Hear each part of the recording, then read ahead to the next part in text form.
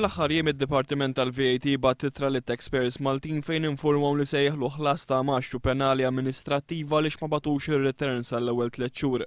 Imma jirriżulta li l-persuni milquta qatt ma rċivew il-formola li kellhom jibgħatu għaliex fid-Dipartiment tal-VAT żviluppat ħsara fis-software. Il-Gvern kien pront cahad din l-aħbar.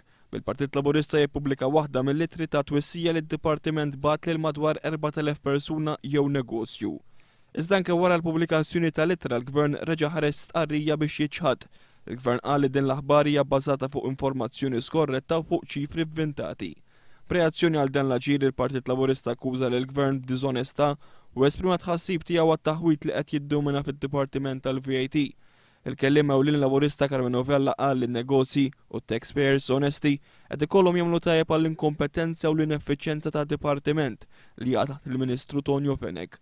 Dipartiment li diġà kellu twissijiet serji mill-Uffiċċju tal-Awditur Ġenerali meta investiga l-każ ta' frodi li fih insterqu ma' 2 miljun euro minn flus il-poplu.